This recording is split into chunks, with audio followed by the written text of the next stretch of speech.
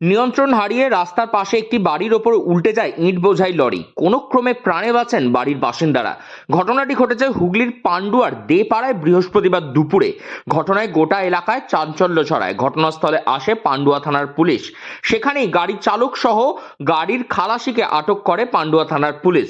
স্থানীয় সূত্রে খবর, বৃহস্পতিবার দুপুরে নিজের বাড়িতে রান্নাঘরে বসে রান্না করছিলেন সমীরণ টুডু ও আরতি হেমব্রমের পরিবারের সদস্যরা। ঠিক সেই সময়তেই ঘটে এই দুর্ঘটনা। কি বলছেন এই দুর্ঘটনা নিয়ে পরিবারের সদস্যরা, শুনুন তাদের মুখ থেকে।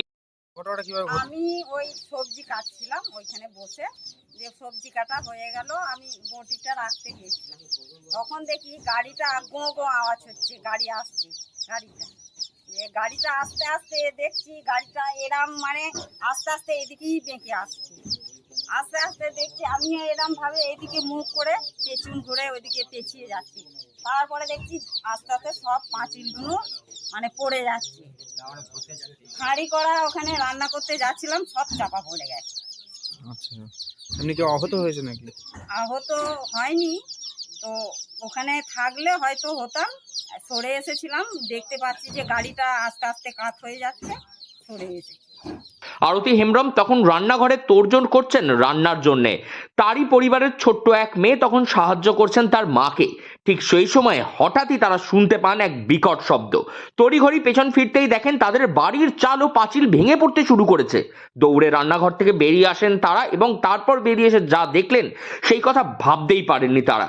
তারা দেখেন এক ইট বোঝাই লরি উল্টে পড়েছে তাদের বাড়ির ওপরে এবং যার ফলে ভেঙে পড়ছে তাদের বাড়ির এক অংশ।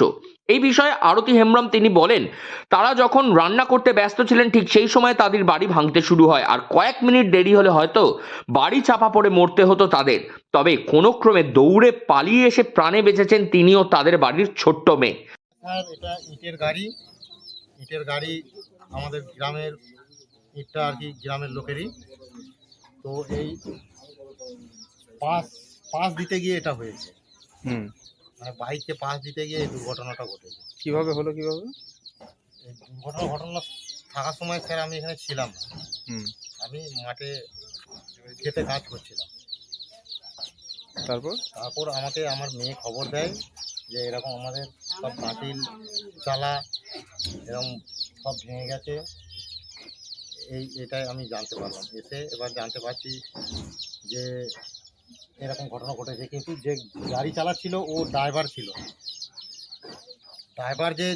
ড্রাইভারটা নয়, গাড়ির মালিক চালাচ্ছিল। উনি গাড়ি ঠিক মতো চালাতে পারেন না। যাই হোক, যদি আর মিনিট 10 দেরি হতো বড় ধরনের দুর্ঘটনা ঘটতো এই আমাদের এইখানে রান্না চালায়। আমাদের ছোট এই ভাগ্নিটা ছিল, আমার দিদি ছিল, চাপা পড়ে যেত।